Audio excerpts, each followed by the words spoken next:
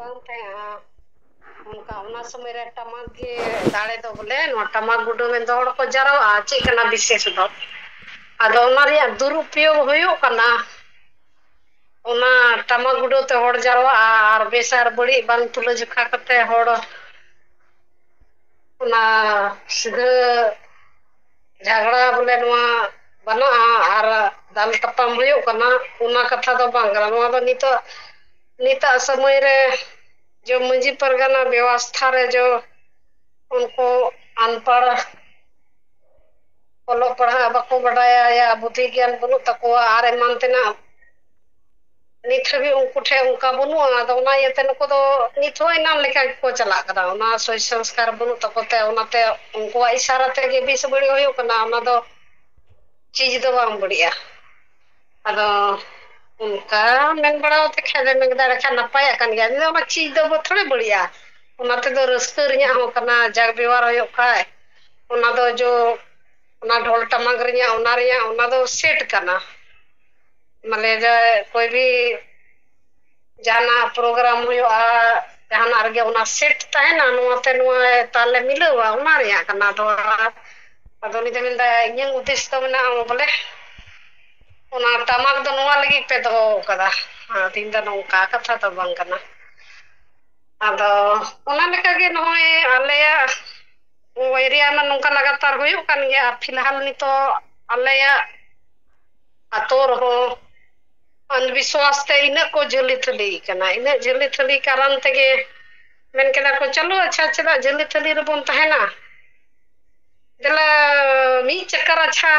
अंधविश्वास के बोले बम नेल लगाया आदो ना संगे होड़ पूरा अंतर पूरा आतोरन मिलो कते गे तिना माने जे लगभग 100 ओड़ा हो नाखा हर ओड़ा रे उनको को बाहरे को दिसम को चलाओ ना ओडे चलाओ कते हो बारपे टके माने जो अंधा पिथु येउरे मिना कोआ बारपे जगह को नेल बड़ा केदा बार जगह रे पे जगह रे मिलो कते हो एक ठो गे सवाल उना मुद्दा रखाओ कना मालिया जे ठीक है डॉक्टर तो झोला छापे तहन या लट्टू डॉक्टर रहता है एरो जहां रे बीमारी जांच रिपोर्ट रे नमो आजे नोआ धारते बीमारी मिना ऑपरेशन होयो या सुईराम तेगे नॉर्मल बिसो खाय तो बिसो गया अदो उनका लकते एक ठो रिपोर्ट गी नमो कना पेया मंजी उना ओंडे मिना कोआ पेने की मिताओ को कना जतो को ठीक गया जतो पे नपाय गया आपे खली आपे ओड़ा दूर दूर मंजी थान जहर थान पे समान कदा मेगा मी दिन हो उनका आपे दा बापे दूला और नुका बोले जो कना जैसे नियम परंपरा के बोंगा बुरु दो सरिया या एड़े ओना दो जतो गुण बड़ाय मेनखा एठो हर चीज रिया जो जीवन रे अकोय ओकल का मेनाया जैसे एटा धर्म रे ओना अपनाओ कदा जे नुआ नुआ दो इंदो नमाजी पढ़ा या नुआ दिन गिरजे ओड़े बोला ओना दो आया तरीका लेकते अदो ने ओका गे मेंदा माने जे आबो कना बोन आबो लेकते को जो जो मा मिना गे ना दो कोई हो बाय मेंदा जे गारंटी अथवा मेनखा हम दुआर रे जब ओना पतियो मिना तमा तो हम बोले सप्ताह रे कम से कम सप्ताह रे मी लोटा दा दम दुल दाड़िया तो आमा ओंडे आम गिन बनाव रखाओ कदा आम के उनी विश्वास कदे जे नुई बपला खाय दो ओंडे गी गोड़ी लगाओ ओंडे डबो जोहारा तबे बपला इन हुयो तियो या मान तेना एंते जो कना प्रक्रिया बोंगा बुरु ठे समांग कते गे ओना बोन कमी दा हंते आबो लेकाते आबो कना बोन आबो लेकाते बोन थना उनको कना को उनको लेकाते अदो ओनागे उनी बारपे जगह हो इन कथा गे मिता को दोष दो चिली हो बुन आ चिली हो डन चुकी नाना ना पूरे कथे था के मेदा ची हो बांग कना एक ठो मेना आपे मी दिनो जाहिर गाड़ रे दा बापे दुला आर नोंडे हो उड़ार हो मी दिनो बा तब जरूरत पड़ो मा उन घड़ी आम तो मेना जे तो जरूरत पड़ा दिया उन घड़ी आम तो मेना जे की बोले ची इंजोमा अल्लाह पे दो चास बाम लगावा जाना की खेती बांग आर जो घड़ी आमे चावले को बुनु तिया अदो तुरंत हर चीज रे अदो हम कष्ट गया हम तो उना जो कना मु परंपरा लेकाते गे मनका कोई धीरे लेका दो थोड़न चटर को मनका आम उना तला रे मेना का उना चीज तो पला न आमी दिन सोहरा हिलम दिसैया मी दिन बपला हिलम दिसैया और उनका तो ठीक बन गया तो पूरा सच सच के अंत जो भी झूठ सच मेता को तो मंझी पारानिक जग मंझी रगे उनको के पूरा दूसरी दारे साबित के को नुको तो को चलाओ कन थे एमन ते कमजोर और गरीब गुरुआ चाहे के उनको को माने कमजोर उन्हें समंग करते हैं को डंडम बरम को तो ना कथा कारण बांग चला लेना हानते नते पाटे बांग जतो के मेगे तको जतो के पेने मंझी को उड़ा को इजर के पेने के मिता को आपे तो पे आपे पे खरापा आपे मंझी जब तक आपे पे सुधर समझ के लगा तो पे सुधरवा आपे टे के जरना को ची को लगा सुधर लगी तो अदम तो ची हो बुनुआ नॉर्मल से मिना सप्ताह में दिन के दा दुल में इन लगे चाहे तो सोमवार चाहे बुध चाहे साधा लेकाते हम दुल में उंडिल दुल में सप्ताह में दिन तो झारगढ़ रे मी लोटा दा दुल टोका में नडे मंजी थान नडे गे निनी गे ताम कमी दो आर जा परब पुनई हाजा बोलोआ एरो माने जा मेनते बन बोंगा बुरुआ या सोराय करे बाडे चे कोचों टंडी बोंगा आर मानतना को उनको या उन घड़ी हा ना दो कमी दरकारा मेखान वा बिचर दो चे कमी बुरा मी लोटा दा तेगे समाज आपे आरिले मला हुआ आना जो संख्या बीमार पे तो गदा अनिले दुसिया ना उनका दो चे होगा नुको उन सफा सफा मेन कते नुको जेके रोजी रोटी को आपको रोजी रोटी ठबो कान कारण ते उना रिया उल्टा के उडे ख बनाव कते को है ना उल्टा को बनाव कदा जे बोले यदि नुआ दाग दुलते मा जे चांदो बंगा माय मना गे मेन खा जो हंडी रिया जो व्यवस्था मेना जे सोहरा रे न्यामो गिदरे जन्म रे न्यामो या करम रे या बाहर रे उना सिस्टम मा फिर चला तले दा उड़ी तीन दा दुलते बोंगा बुरुई मना टामा हंडी मा नुमा सीधा सीधे हंडी रे दरकार गे बामपड़ा अदा मंजी रे प्रतिष्ठा समाज रे को सुचाव दा जे नुआ ते दा बन दुल हेवा लेखाय तमा फिर नुआ रिवाज के जड़ ख हंडी रे मा चाबा अदा उनको आकुआ उना रिवाज बरकरार दोय लगी ची को उना हर डहार त को गुनन केदा उनको को बैंक दा कुछ तो नुआ तो जाल बिछो हुआ बखा अबो नुआ व्यापार मा चाबा अदो टाइम ते दो आर होंडे को बेरे कते एटा ठे को चलाव कते अदो उनको को बैंक केदा आले तो निनो तो बाले कमी दड़े नुआ दा दुल दो आले दो नुआ नुकना घूस एम कते बोले निंकन लई ले में जे चेले कतले जुतआ अदो उनको बरोड़ के बको बुझो का दे में केदा नुको पे दो नुनो टका लगाव पे नुकन को बड़ा को जतो हडिंग दबी तोल तपे हंकाय तपे नुआ न्यामो हाना हाना एमपे नवा एमपे उनका कते बदरे अदो उंडे को खुशी थकावना अदो नोडे आतोर को हेन खाय दो को मेंदा होय निनो टका लगा तो आतोरे ताब बन फिट बन ताहेना आर नापाय बन थाना नो बन कमिया अदो एलमे उनको आको आना बिजनेस सा दोय लगी एलमे एड़े एड़े रे कमी रे आर होड़ को जली थली को बड़ाय गया बन जे जनम कन खाय दो गुजो दो हो गया तो एक श्रद्धा मिना उना एक अलग चीज कना उनका ते होड़ ताहेन मा उना तो होड़ यानी आबो तला रे दा दुल को हेवालन खा जे आबो रे तो जी उंगा मिना या एते उनी मेन का बना महिला आर पुरुष जतो गे आबो लेकाते उनको अधिकार मिना तको उंडे दा दुल रिया उनको ठे बुंगा बुरु ठे समान रिया अनवा चीज उनी होय मेने गया जतो को उनको को मेने गया उनका गे मेनका आबो रे होड़ आकुआ रोजगार चाबा इते आरो को मेन केदा जे के नुंका कते आबो दो आरो होड़ बन जल्दी थली को जे निने न खर्चा लगाव पे नुंका ते जुतुआ आर ना उल्टो सते होड़ दो पढ़ाव कते ना नुंडे दो नुआ बिचार को समंग दा आरो को मेन केदा निने खर्चा लगा आ तबे नुआ तो जुतुआ आर बंग खाय नुआ चीज लगू लेन खाय और आसाम ते ईसाई से आर हिंदू से हनन से बको चला पढ़ाई को अले रन बुंगा बुरुटे दा गे लगा आदा कते की बोले उमा अपनारा जो कना दुख सुख बोले बुको में जहाना मुस रड़ाई को का तो जहां बोले मेलेम का मम चकाया इनका तो होयो गया इन तो जीवी रड़ाई जो आदो नते बुंगा बुरुटे हो एक ठो बोले श्रद्धा कना गोय मा जीव मा न तहन गे थोर आदो उनका लकते नुआ चीज तहलन खायदा बुरे हंते नते बको चला में नुको मारे उयर वाला जहां लेका के नुको बोले निनो षड्यंत्र लगे नुको निनो जो पुरुष प्रधान जो बनाओ कान तो जहां न्यू जोंग उनी मसे बात के बान जो बाय न्यू जोंग उनी हो नार के पूरी पूरी समर्था अरे 100 होड़म चलाओ कना 100 होड़ हम दो कथा उन तो भाषा दूरी केदा बान नुका तके ᱟᱵᱚ ᱫᱚᱵᱚᱱ ᱠᱟᱹᱢᱤᱭᱟ ᱥᱩᱠᱨᱤ ᱠᱟᱱᱟ ᱢᱮᱨᱚᱢ ᱠᱟᱱᱟ ᱦᱟᱱᱠᱟ ᱱᱟᱣᱟ ᱛᱮᱜᱮ ᱵᱚᱞᱮ ᱦᱚᱲ ᱠᱟᱞᱵᱚᱱ ᱮᱲᱮ ᱟᱫᱚᱢ ᱢᱟ ᱟᱫᱚ ᱚᱱᱟᱛᱮ 100 ᱦᱚᱲ ᱡᱩᱫᱤ ᱢᱤᱫ ᱥᱮᱫ ᱨᱚᱲᱟ ᱛᱚ ᱚᱱᱟ ᱵᱟᱭᱢᱟᱱ ᱦᱚᱸ ᱵᱚᱞᱮ ᱚᱱᱟᱜᱮ ᱯᱟᱥᱚᱜᱼᱟ ᱟᱫᱚ ᱚᱱᱟ ᱞᱮᱠᱟᱛᱮ ᱱᱚᱣᱟ ᱥᱛᱷᱤᱨ ᱨᱮ ᱵᱚᱞᱮ ᱱᱚᱣᱟ ᱮᱠᱫᱚᱢ ᱜᱚᱢᱵᱷᱤᱨ ᱥᱚᱢᱚᱥᱥᱟ ᱜᱮ ᱵᱚᱞᱮ ᱱᱚᱣᱟ ᱵᱤᱥ ᱞᱮᱠᱟ ᱡᱟᱦᱟᱨ ᱞᱮᱠᱟ ᱯᱷᱟᱹᱭᱞᱟᱹᱣ ᱪᱟᱞᱟᱜ ᱠᱟᱱᱟ ᱮᱠᱢᱟ ᱯᱨᱚᱥᱟᱥᱚᱱ ᱠᱷᱚᱡ ᱦᱚᱸ ᱚᱱᱮ ᱚᱱᱠᱟ ᱦᱚᱲᱢᱟ ᱚᱱᱮ ᱢᱮᱱᱠᱮᱫ ᱰᱩᱜᱰᱩᱜᱤ ᱫᱚ ᱪᱮᱫ ᱞᱟᱹᱜᱤᱫ ᱯᱮ ᱫᱚᱦᱚ ᱟᱠᱟᱫᱟ ᱟᱨ ᱟᱵᱚᱨᱮᱱ ᱦᱚᱲ ᱢᱟ ᱚᱱᱠᱟᱜᱮ ᱵᱩᱡᱷᱟᱹᱣ ᱢᱟ ᱵᱟᱝ ᱪᱮᱫ ᱠᱟᱱᱟ ᱵᱟᱝ ᱠᱟᱱᱟ ᱥᱤᱫᱷᱟᱹᱛᱮ ᱧᱤᱨ ᱠᱷᱟᱸᱰᱟᱣ ᱟᱫᱚ ᱱᱚᱜᱼᱚᱭ ᱱᱚᱣᱟ ᱠᱚᱜᱮ ᱵᱚᱞᱮ ᱚᱱᱟ ᱤᱭᱟᱹᱛᱮ ᱠᱟᱹᱢᱤ ᱨᱮᱢᱟ ᱞᱟᱜᱟᱣ ᱟᱠᱟᱱ ᱜᱮ ᱟᱫᱚ ᱚᱱᱮ ᱱᱚᱛᱮ ᱟᱞᱮᱭᱟᱜ ᱚᱱᱟ ᱡᱟᱦᱟᱸ ᱡᱟᱭᱜᱟ ᱨᱮ ᱱᱚᱣᱟ ᱠᱟଣ୍ଡ ᱠᱚ ᱦᱩᱭ ᱟᱠᱟᱱᱟ ᱚᱸᱰᱮ ᱫᱚ ᱱᱚᱣᱟ ᱱᱚᱝᱠᱟ ᱵᱤᱵᱟᱫ ᱠᱷᱟᱲᱟᱜ ᱠᱟᱱ ᱛᱟᱦᱮᱸᱫ ᱛᱮ ᱵᱟᱝ ᱮᱢ ᱠᱟᱣᱫᱟ ᱟᱫᱚ ᱦᱟᱸᱜ ᱚᱱᱟ ᱟᱵᱚᱣᱟᱜ ᱞᱮᱴᱟᱨ ᱡᱚᱵᱚᱱ ᱮᱢ ᱮᱫᱟ ᱰᱤᱮᱢ ᱠᱟᱞᱮᱠᱴᱚᱨ ᱴᱷᱮᱡ ᱡᱚᱜᱮ ᱟᱫᱚ ᱚᱱᱟ ᱵᱟᱝ ᱮᱢ ᱠᱟᱫᱟ ᱟᱫᱚ ᱚᱱᱮ ᱥᱳᱢᱵᱟᱨ ᱦᱤᱞᱳᱜ ᱦᱟᱸᱜ ᱮᱢ ᱨᱮᱭᱟᱜ ᱢᱮᱱᱟᱜᱼᱟ ᱚᱱᱟ ᱛᱷᱤᱨ ᱵᱟᱲᱟ ᱟᱠᱟᱱ ᱛᱮᱜᱮ ᱟᱫᱚ ᱢᱤᱰᱤᱭᱟ ᱵᱟᱞᱟ ᱫᱚᱭ ᱢᱮᱱᱫᱟ ᱱᱩᱱᱟᱹᱜ ᱜᱟᱹᱦᱤᱨ ᱫᱟᱜ ᱨᱮᱠᱚ ᱵᱚᱞᱚ ᱟᱠᱟᱱᱟ ᱟᱫᱚ ᱵᱚᱞᱮ ᱪᱮᱠᱟ ᱠᱟᱛᱮ ᱠᱚ ᱩᱰᱩᱠᱚᱜᱼᱟ ᱵᱚᱞᱮ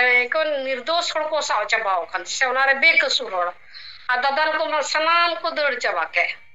ᱟᱨ ᱩᱱᱠᱩ ᱚᱱᱟᱨᱮ ᱯᱮᱲᱟ ᱠᱚᱠᱚ ᱵᱟᱦᱨᱮ ᱠᱚ ᱮᱱᱮᱡ ᱥᱮᱨᱮᱧ ᱵᱟᱞᱟ ᱩᱱᱠᱩ ᱠᱚ ᱡᱷᱟᱹᱞᱤ ᱛᱷᱟᱹᱞᱤ ᱠᱟᱱᱟ ᱟᱫᱚ ᱩᱱᱤ ᱫᱚ ᱢᱤᱰᱤᱭᱟ ᱵᱟᱞᱟ ᱜᱮ ᱢᱮᱱᱫᱟ ᱤᱧ ᱢᱟ ᱫᱟᱭᱟᱜᱤᱧ ᱵᱩᱡᱷᱟᱹᱣᱮᱫ ᱟᱯᱮ ᱫᱚ ᱪᱮᱫ ᱞᱮᱠᱟ ᱯᱮ ᱵᱩᱡᱷᱟᱹᱣ ᱮᱫᱟ ᱩᱱᱤ ᱟᱞᱮ ᱮᱨᱤᱭᱟ ᱨᱮᱱ ᱠᱟᱱ ᱜᱮᱭᱟᱭ ᱟᱫᱚᱭ ᱢᱮᱱᱫᱟ ᱟᱫᱚ ᱫᱟᱭᱟ ᱢᱟ ᱫᱟᱭᱟᱞᱮ ᱵᱩᱡᱷᱟᱹᱣᱮᱫ ᱜᱮᱭᱟ ᱟᱫᱚ ᱟᱞᱮ ᱪᱮᱫ ᱞᱮ ᱪᱮᱠᱟᱭᱟ ᱟᱞᱮ ᱨᱮᱱ ᱦᱚᱲ ᱠᱚ ᱵᱮᱵᱚᱦᱟᱨ ᱜᱮᱭᱟ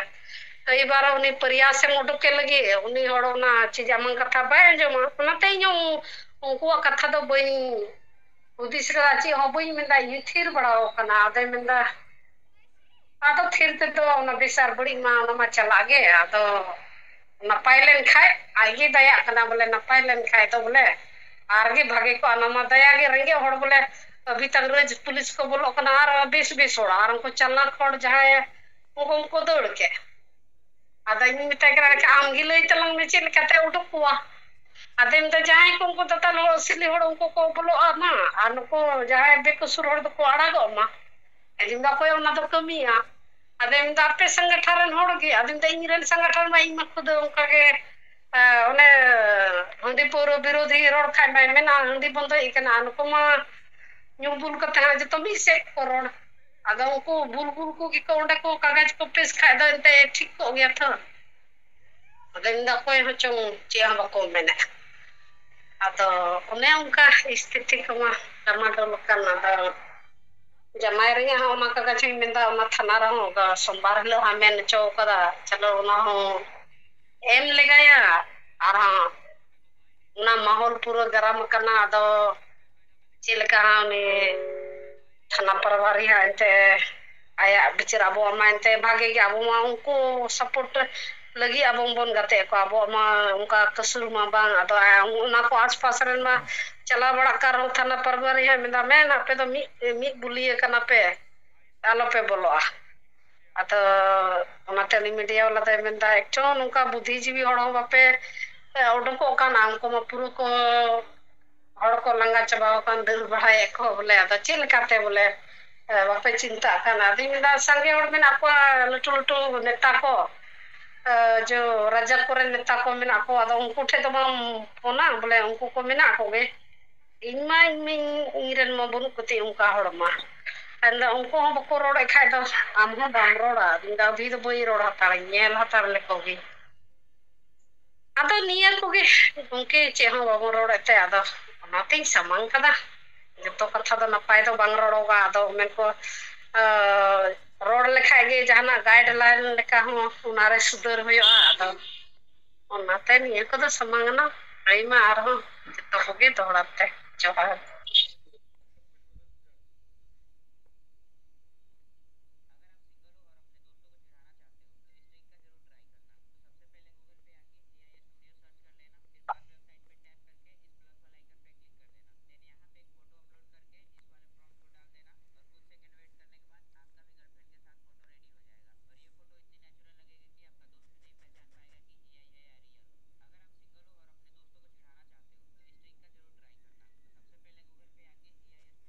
हाँ मैडम आयमा आयमा सारहाव आर जोहार कथा को दहाय लगी अदो मा हरि मुर्मू गंका माइक एम झिज का तबुना कथा को सलाम में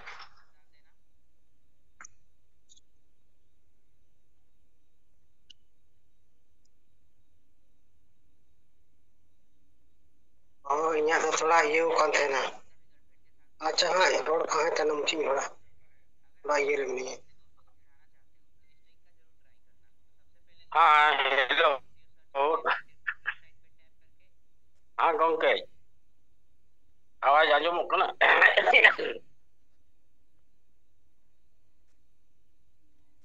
हाय हाय आजमोग कना अड़ी बेस अच्छा मा कातो काटा गया नेस अतो चें जागी रोड आई इन मदन मुर्मू आइसुर पाकुड़ झारखंड संताल परगना परमंडल महासचिव सेंगल मुझी परगना मंडवा अतो ओका नितो ज्ञापन बन एमे कान जिला खे लतार धवी रेन पदाधिकारी छे ओना अले पाकुड़ जिले दो तिने बरखंड कना ओनार दो एम सतिना 11 तारीख अदो 11 तारीख खिरनपुर बरखंड रे एकेन थाना प्रभारी थोड़ा बाग ᱧᱟᱯᱟᱢ हुई लेना अदो निते बकी अदो दोसरा दो नोआ कना तेहें ऐसे दो ओनार प्रखंड रगी प्रोग्रेस रिपोर्ट मानुका शनिवार आदो बुधवार हटिए हो कन दो अल्ले कार्यकर्ता को आदो मीटिंग हुई दी कन गया दो तेहें दो विशेष बैठक हुई ना और मेन कार्यकर्ता तो बांग रहन दे दुड़ुब ना दो तेहें दो गोटाय ना नि मा थोड़ा जुतु दो हैंडबिल बनाव रे तिना होई दाड़िया ओना लगी ते थोड़ा बन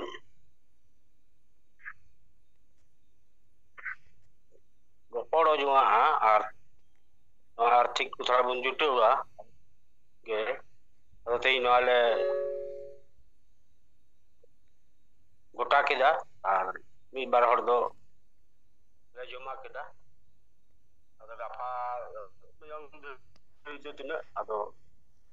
मा नितो दो हैंडबिल निया सप्ताह भर गे और उनका गे ओइसत कते और हटिंग और ब्लॉक ब्लॉक करे तिना बदा इटा कोई ना को उनको और का जगह कोट करे चार पब्लिक को तला रहे हो नोआ गलमरा हुई ना अदो नित इन दरिगे और अब मा कमी में चला कर गे मजी बदल को अतो बंचावा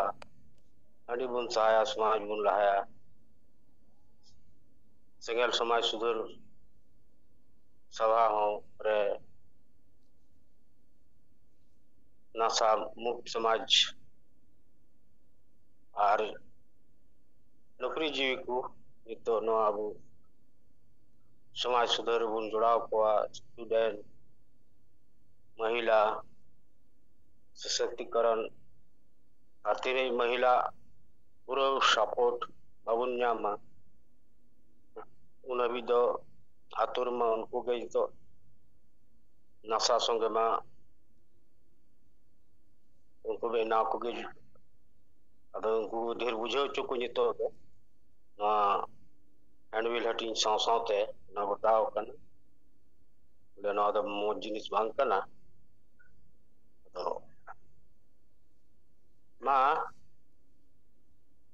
इनसे खय दो खाटोते गंके तकिन सगे जुड़ाव कन मा जतो कोगे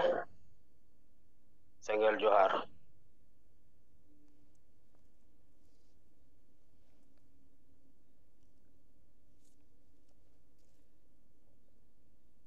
आयमा जोहार और आयमा सरहा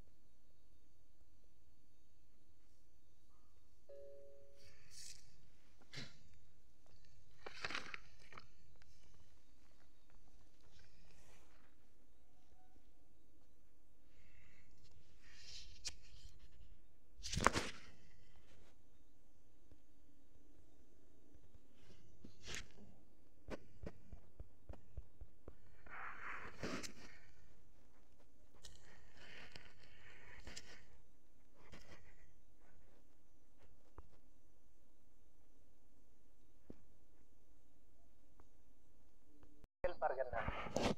पुइलो रे पार्सी जितकरी दिसोम गमके जीत Bunga Salkhan मुरु madam Sumitra मुरु Jyoti मुरु तिलके मुरु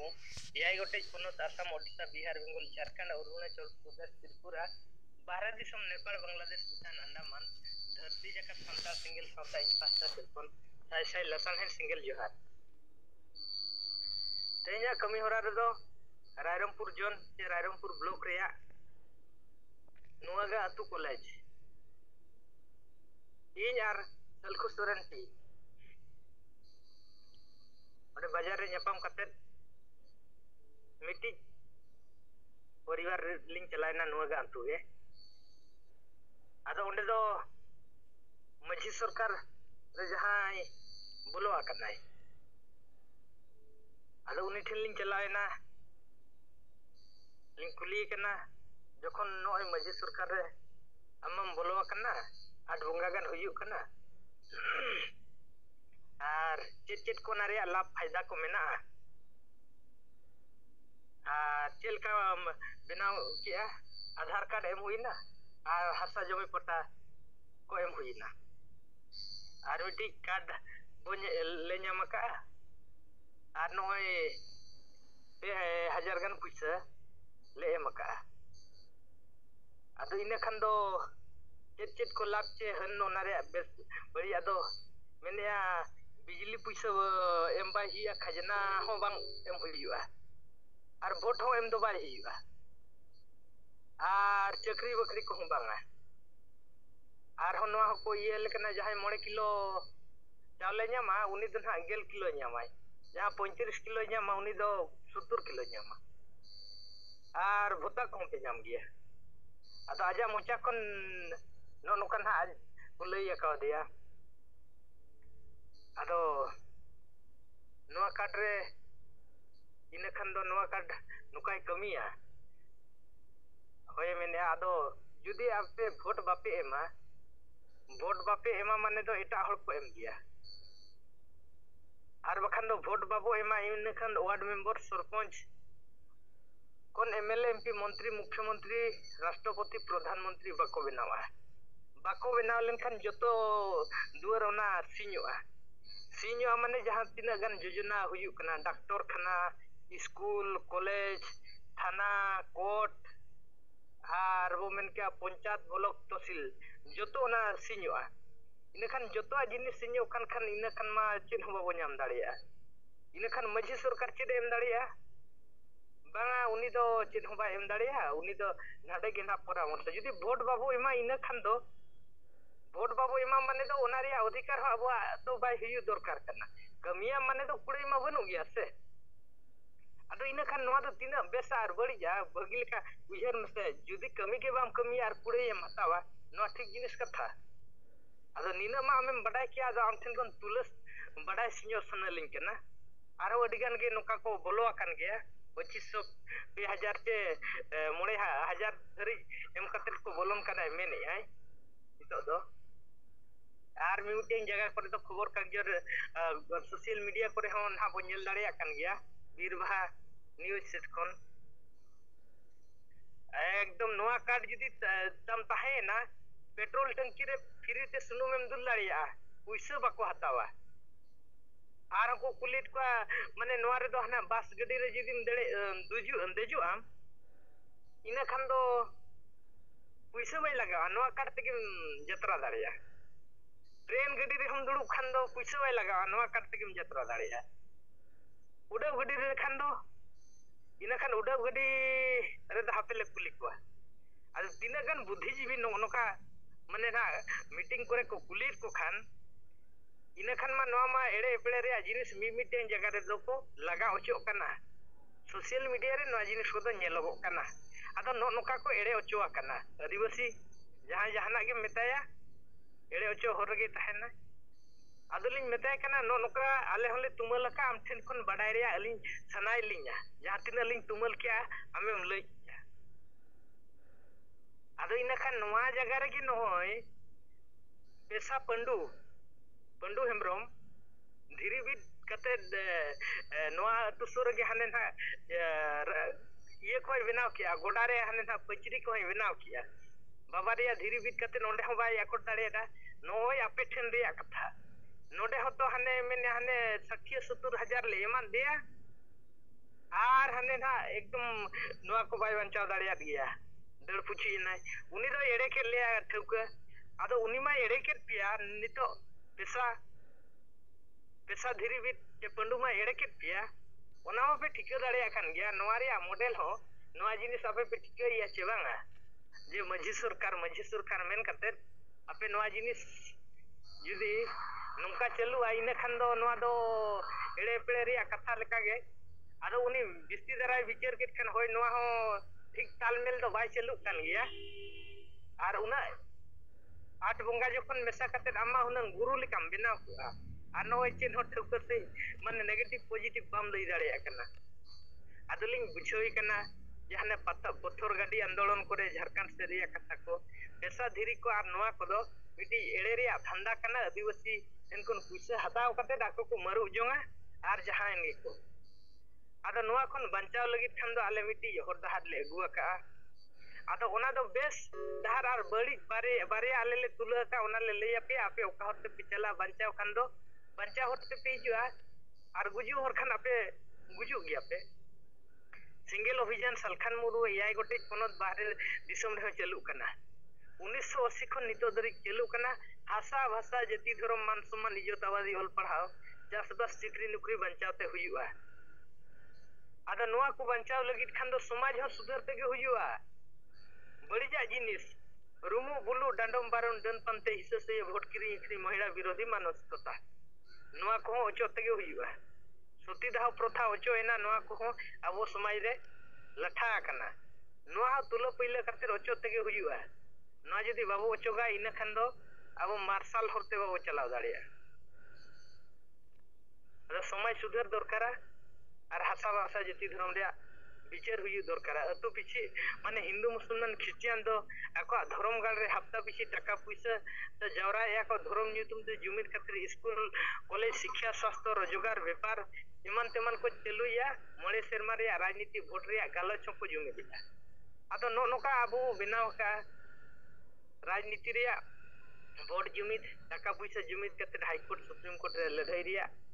are होड़ जुमित करे रोड रास्ता रे बो ऐसे दा माने दा आबो अधिकार एटा होड़ को ᱧᱟᱢᱮ आबो चेदा बाबो ᱧᱟᱢ दाड़े आबोन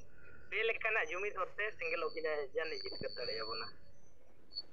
आदो उनी हो नोआ जिनिस भगी लेकाय बुझोयन गया अरे मैंने यार ठीक गया नोआ जिनिस ते दो उना जिलिन बाले बडाया का आदो नोआ मझी सरकार रे जहां इन बोलो कना उना जिनिस मा बन बडाया कर गया और कुछ तो बनो है बोलो दिन बोलो कर गया आदो उना इरल बंगा पारम काते जदी आम बाम ठीक दाड़िया बेस आर बड़ी इन खान एड़े एपड़े सला समान हुई कना से आदो मैंने अब समाज सुधर तक हुई अनुकु मझी माने अलिनी मेताय कना नोआ रे दूषित हुई कना मझी जहांते मझी परगना मेना आकत कुआ नुकु सुधर आ नुकु बदल आर बखान नुकु जदी ठीक होड़ बाबू बाछन कोआ इन खान दो अतु दिसम दो नोका हिरी कस्ती रे के तायना जुमित बाय दाड़िया आर बेसा जिनिस आचार विचार बाय ही दाड़िया अब समस्या तला नोय कारखाना खदान डेम रोड बाजार नी तुमते को लगाय बोना अडी लेखना समस्या आ नोय ना कुणबी को समस्या कथा हो नोडे भगी संगे गपल मरा बुटा हुयन गया इन खान दो बो मेन के मझी बदल अतु बंचा हंडी बो सहाया सावता बन लहाया आदो ओना भितर खन आजी मेन के नो हंडी रिया कथा दो जतो खन मारंग बड़ी जिनिस कान गया आदो मेन के जतो खन बड़ी जिनिस कथा मेन किया इन खान दो नो आमेम ठिका का किया किंतु गुलामा काना बोल आदो समाज रे हंडी मा याय टुकुज मा दहो हुयु गया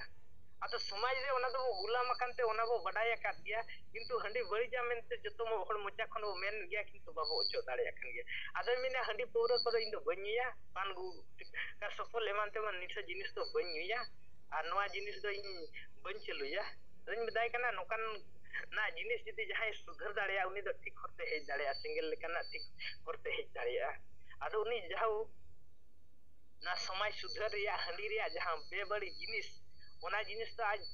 माने बड़ी मेनते ठिका किया और ओना दो माने विरोध लेकना माने ओना ओचो रिया आज जा हम मिटी मोतामत एम किया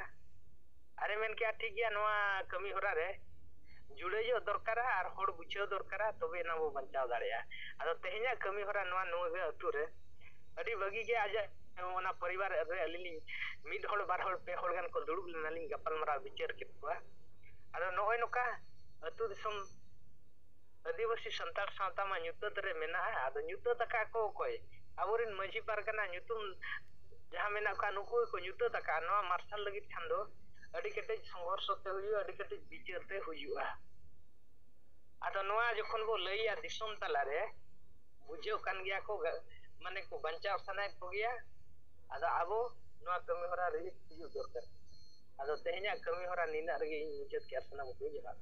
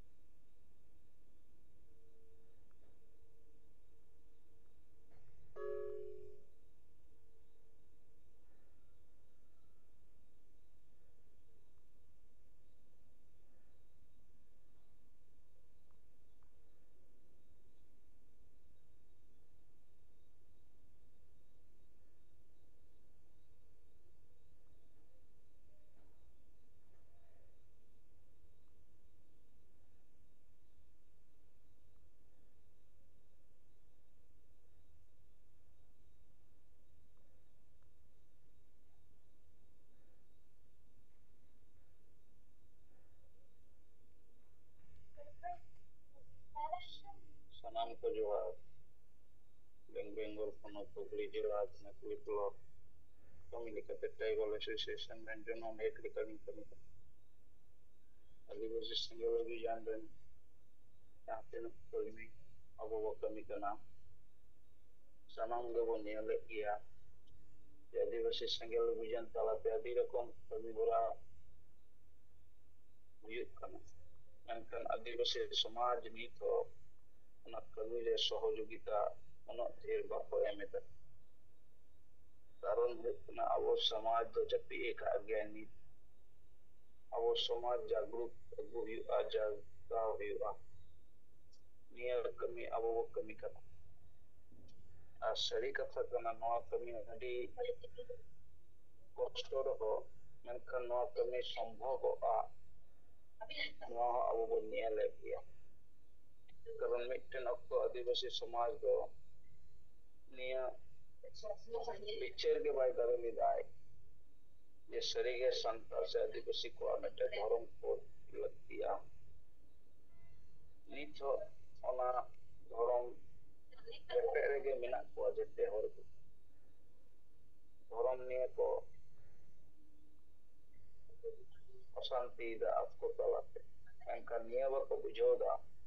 जे जहां बंग जहां धर्म यदि बाबो ओला जहां सरकारी भावे बाय ᱧᱟᱢ তাহলে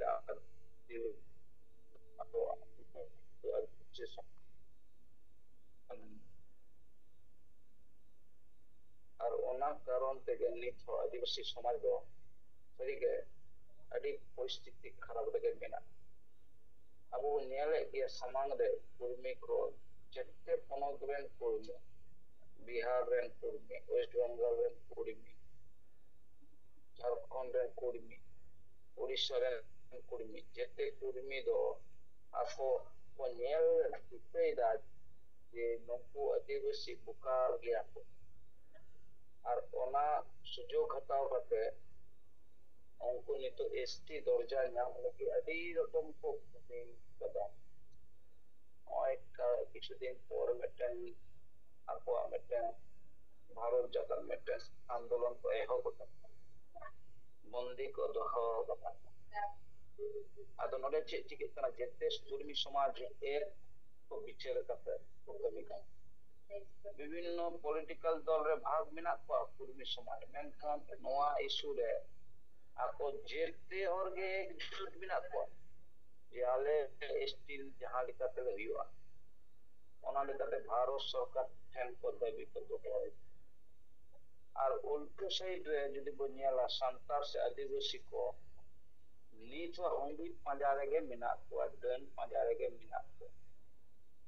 মানে নিনা বুকা সমাজ নিনা বুকা হর মানে মানে নো ধরতি রে তো বনু আবো গে পতে মিনা কো যে নিয়ালে দেখো যে আবো কো রে হতাওরা নিয়ালে গিয়া কো যে আবো কো আদোয়া নিয়াল বুঝো দেখো যে আবুয়া অস্তিত্ব চাবা রেখো দোহ কাছে এনতে রহো আদিবাসী সমাজ দো জপি দেখিয়া তেহেন মেটেন চিতা বিরানা অফিস চালাও লাহা ইন্টারভিউ টিভি খবর কই নিয়াল গিয়া অন্ডে মেটে খবর রাখার না যাহা এডি মানে আগামী প্রজন্ম আবু আদিবাসী সমাজ দেব আদক কান গে নোয়া কষ্ট কারণ দো আবু নোয়া ভারত দিশম রে নিতো মেটেন মানে লই গানোয়া মেটেন পরিস্থিতি বিনা কানা ধীরে ধীরে যে ধর্ম নিয়ে নোয়া ভারত মেটেন জায়গা হিজুক কারণ নই হিন্দু শাস্ত্র রেন মেটেন মানে লই গানোয়া হিন্দু রেন আদি মারাং ধর্ম গুরু নই মেটেন আস্তে আস্তে जहां মেটেন টিভি চ্যানেল লাগে অনা ঘোষণায় দেয় সে রড দেয় যে নোয়া সংরক্ষণ দো বাং ঠিক গিয়া মেতে উনি স্পষ্ট লই দেয় উনি গুরু বাবা যে নোয়া সংরক্ষণ দো আদো বাং ঠিক দহ ঠিক বনুয়া আর ওনা সংরক্ষণ খাতির তে নোয়া ভারত বাই লাহা দাঁড়ায় ᱟᱫᱚ ᱥᱚᱝᱨᱚᱠᱷᱚᱱ ᱡᱩᱫᱤ ᱪᱟᱵᱟᱜᱼᱟ ᱟᱵᱚ ᱥᱚᱢᱟᱡ ᱨᱮᱱ ᱱᱚᱠᱨᱤ ᱪᱟᱹᱠᱨᱤ ᱦᱚᱲ ᱡᱟᱦᱟᱸᱭ ᱱᱤᱛ ᱠᱚ ᱱᱚᱠᱨᱤ ᱪᱟᱹᱠᱨᱤᱭᱮᱫ ᱵᱚᱱᱟ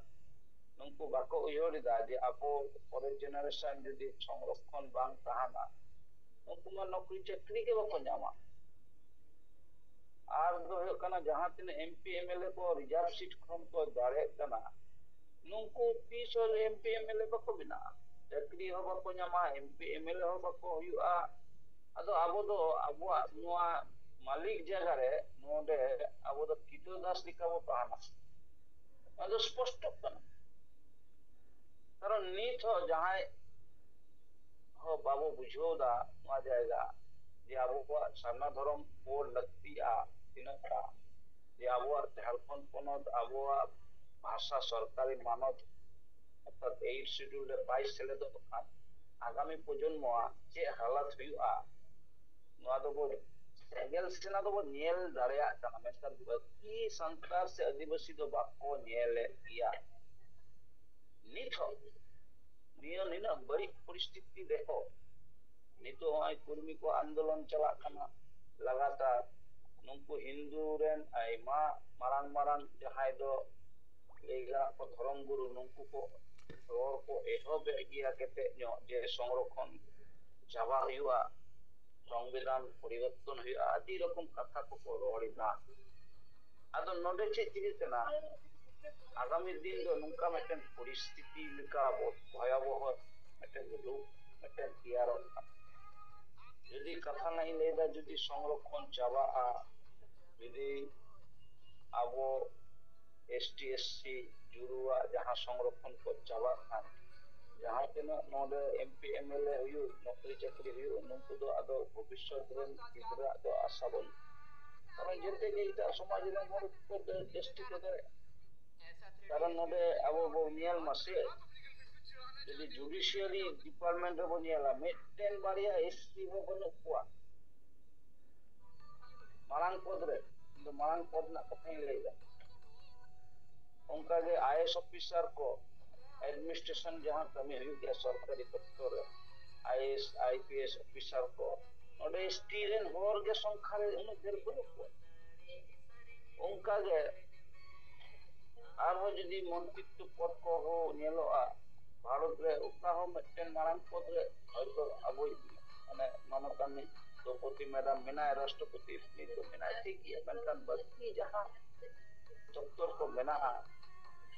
एमपी एमएलए को बेनाव करते मंत्री को उनारे उन देर बनु को अब डिस्ट्रिक्ट उनका जे आईएएस ऑफिसर रे हो बनु को तो संरक्षण मेना तो बनु को गपा हलो नवा संरक्षण जदी चाबा आदिवासी समाज दो उकारे बो चला का बुझो में अदो होय जे निनो परिस्थिति खराब रहो आदिवासी से सांतार दो किंतु जपेले उनी दो मन में दा जे कोय छो नवा करते जा नाम करते है करते नवा समाज बचाव है नवा तो संभव बंग कर आमा समस्या आमगेम बचाव आमगेम आंदोलन आमगेम बचाव करे ओकोय होनो दो बाई हिजुआ अदो नौकन परिस्थिति रे सरी गे जेमन कुर्मी को एसटी दर्जा लगी को लड़ाईदा जैसे कोनो द्रेन कुर्मी को मिलो कना और आबोरे नुकु जाल चटो संगठन जहाँ तीन मेना नुकु नीचो बाको बुझोदा जे नुकु फेक संगठन बेरेद करते आको समाज को गय चबा कर आर गय ना परिस्थिति रे को अगु कदा इनी नेलम आबो नेले गया जे मिटेन होर हो नितो नो कुर्मिया जहाँ विषय वस्तु ते ताला ताला कटी को रंगाव को उदु परा के गया मनखान ओना तेगे को फिर थाले ना नीत हो किंतु सोशल मीडिया रे उनो जोरालो मिटेन माने जुमिर दाड़े बो बिनावा नुकाना कोई हो पदक्षेप बाया दादा और भारत जाकात आदिवासी मिटेन संगठन को ले दे भारत जाकात मजी परगना मो उकाय ना को जब दे दिया आसेका ऑल इंडिया बेसिक रे मेना 5000 देवे बंगमा उनको और कथा दो बन हांडी दे दो मेना हांडी बंचो लगी दोमे सिक्का सिंग निदो दोमे को ᱟᱵᱚᱭ ᱜᱚᱢᱠᱮᱭᱟᱜ ᱧᱩᱛᱩᱢ ᱛᱮᱠᱚ ᱥᱳᱥᱟᱞ ᱢᱤᱰᱤᱭᱟ ᱨᱮᱠᱚ ᱚᱞ ᱠᱮᱫᱟ ᱠᱤᱪᱷᱩ ᱠᱩᱲᱤ ᱦᱚᱯᱚᱱ ᱦᱚᱸᱠᱚ ᱮᱠᱫᱚᱢ ᱠᱚ ᱩᱰᱩᱝᱱᱟ ᱡᱟᱦᱟᱸᱭ ᱫᱚ এই মানে লাজাম বুঝাও দা মিটেন বাড়িয়া দো কুড়ি হপন হপন রোড দা নোয়া হান্ডি বাঞ্চাও পক্ষে ওকা উড়িষ্যানি মিটেন কুড়ি নে আyo হরা যেহেতু বইং লই দাঁড়ায় কানা নি উনি মারাং মা মাচেত কানায় পালে উনি নোয়া হান্ডি পক্ষে রোড বাড়া কেদা সোশ্যাল মিডিয়া আদো উনি হর ওই যে সুরমি কো ইস্তিয়া নোয়া দো মেতে বাই ñel না আর নোয়া হান্ডি তে আই গিদ্রা সে আইরেন হপন কো ᱚᱱᱟ ᱧᱩ ᱵᱩᱞ ᱠᱟᱛᱮ ᱠᱚ ᱢᱟᱱᱮ ᱠᱚ ᱜᱩᱡᱩᱜ ᱠᱟᱱᱟ ᱚᱱᱟ ᱨᱮᱫᱚ ᱥᱟᱯᱳᱨᱴ ᱨᱮ ᱢᱮᱱᱟᱜᱼᱟ ᱢᱟᱱᱮ ᱵᱚᱦᱚᱜ ᱨᱮᱫᱚ ᱪᱮᱫ ᱜᱩᱲᱤ ᱢᱮᱱᱟᱜᱼᱟ ᱥᱮ ᱪᱮᱫ ᱵᱟᱹᱧ ᱵᱩᱡᱷᱟᱹᱣ ᱮᱫᱟ ᱢᱟᱱᱮ ᱟᱢ ᱢᱟ ᱥᱚᱢᱟᱡᱽ ᱵᱟᱝᱮᱢ ᱵᱟᱧᱪᱟᱣ ᱫᱟᱲᱮᱭᱟᱜᱼᱟ ᱪᱮᱫᱟᱜ ᱫᱚ ᱥᱚᱢᱟᱡᱽᱮᱢ ᱢᱟᱱᱮ ᱜᱚᱡ ᱦᱚᱴᱚ ᱠᱟᱜ ᱠᱟᱱᱟ ᱟᱢᱟᱜ ᱡᱩᱫᱤ ᱚᱱᱟ ᱵᱩᱫᱽᱫᱷᱤ ᱵᱤᱪᱟᱹᱨ ᱵᱟᱭ ᱛᱟᱦᱮᱱᱟ ᱪᱮᱫᱟᱜ ᱫᱚ ᱱᱚᱣᱟᱢ ᱨᱚᱲ ᱜᱤᱰᱤ ᱠᱟᱜ ᱠᱟᱱᱟ ᱚᱱᱠᱟ ᱜᱮ ᱟᱞᱮ ᱱᱚᱣᱟ ᱳᱭᱮᱥᱴ ᱵᱮᱝᱜᱚᱞ ᱨᱤᱱᱤᱡ ᱡᱟᱦᱟᱸᱭ ᱟᱥᱮᱠᱟ ᱨᱤᱱᱤᱡ ᱵᱟᱝᱢᱟ ᱪᱮᱫ ᱧᱩᱛᱩᱢ ᱦᱚᱸ ᱩᱱᱤᱭᱟᱜ ᱧᱩᱛᱩᱢ ᱞᱟᱹᱭᱛᱮ ᱠᱟᱹᱴᱤᱡ ᱢᱟᱱᱮ ᱚᱥᱩᱥᱛᱤᱧ ᱵᱩᱡᱷᱟᱹᱣ ᱠᱮᱫᱟ সেক্রেটারি কানা পালে আশেকা আর ওনা মিটেন সংগঠন को বেড়ে একদা 8-10টি মিলে ওনা নি চেয়ারপারসন পালে মিনায়া আদো নংকু কো ওনা হান্ডি পক্ষ রেগে মিনা মেনকার নংকু দো ওকা আ চাবায় না কো কুলমি কো নোয়া এসটি জুরু হুᱭᱩᱜ ᱢᱟ ওনা রে দো ᱩᱱᱠᱩᱣᱟᱜ ᱫᱚ ᱵᱚᱦᱚᱜ ᱵᱟᱝ ᱠᱷᱟᱨᱟᱯᱚᱜ কিন্তু হান্ডি বাঞ্চাও রে ᱫᱚ ᱵᱚᱦᱚᱜ ᱠᱷᱟᱨᱟᱯᱚᱜ তাহলে নুঙ্কু ভূত তো ওকারে মানে ᱪᱮᱫ ᱢᱮᱛᱟ ᱠᱚ নুঙ্কু ᱡᱷᱚᱛᱚ ᱢᱟᱱᱮ ᱢᱤᱫ ᱯᱚᱠᱟ ᱞᱟᱹᱭ ᱜᱟᱱᱚᱜ ᱠᱚ ᱯᱩᱨᱟᱹ ᱯᱟᱜᱽᱞᱟ ᱦᱚᱲ ᱠᱟᱱᱟ ᱟᱵᱚ ᱥᱚᱢᱟᱡᱽ ᱫᱚᱠᱚ ᱪᱟᱵᱟᱭᱮᱫᱟ ᱱᱩᱝᱠᱩ ᱜᱮ ᱥᱳᱥᱟᱞ ᱢᱤᱰᱤᱭᱟ ᱨᱮᱠᱚ ᱫᱚᱢᱮ ᱠᱚ ᱚᱞ ᱵᱤᱞ ᱠᱮᱫᱟ ᱟᱵᱚ ᱜᱚᱢᱠᱮᱭᱟᱜ ᱧᱩᱛᱩᱢ ᱛᱮ ᱡᱮ ᱦᱟᱺᱰᱤ ᱥᱚᱢᱟᱡᱽ ᱠᱷᱚᱱᱟᱜ ᱪᱟᱵᱟᱭᱮᱫᱟ আরে আমার সমাজ গে বাই তাহান কান আম দো কারে সমাজ মেনতে মা তো লে আমার ভাষা আদো কানা আমার ভাষা আদো কানা আমার এসটি জুলু আদো কানা যেতে গে তো আদো কানা আদো নিতো হ জুমিত না কনসেপ্ট গে বনু অনা মেটেন কিছু সংগঠন মিলিত ভাবে ইউনাইটেড ফোরাম কো বিনাও কাদা অনেক কিছু ওনা जहां दो फेक एस्टिमिया को लड़ाईदा उनकुआ संगठन फेक संगठन को बेरे एकदा किछु उनको मा विराट को बुझो गया तो नौकरी चाकरी हला हो उनको मा नंकु साव जुमित कते नीत हो मिटन कमी हो बको समान दरेदा मिटे एजेंडा हो बको समान किदा जे नोआते समाजा बेस कमी आसे भले आ बापो लई दरेदा जे सरी के अब समाजा ओका एजेंडा सटीक मेनते लाहा हुयुग तबो itu abunu ko हमको विभिन्न भाবে को रोड गया हम फेक एसटी लगी को लहैदा मेनकन हाल फिले जहां तिना वेस्ट बेंगल रे विभिन्न कल माने सरकारी दफ्तर रे नियोग होई कना जेते फेक एसटी कमी होई ता ako ko leida nit ko leida আর মিট্টেন বাক্য উদুগ দাঁড়ে আপনা যে নোয়া কমি তালাতে আলেয়া ফেক এসটি লড়াই তালাতে নিনে হর আলে বালে বলো হচো কা সরকারি কে ako ge ko he porkan aro ma jasti fake esti nyelok nina din fake esti bang taha kana uno de ako jedin kon সংগঠন ko bere ekada un din kon nyel ko kana fake esti সংখ্যা banti ado node che bole ya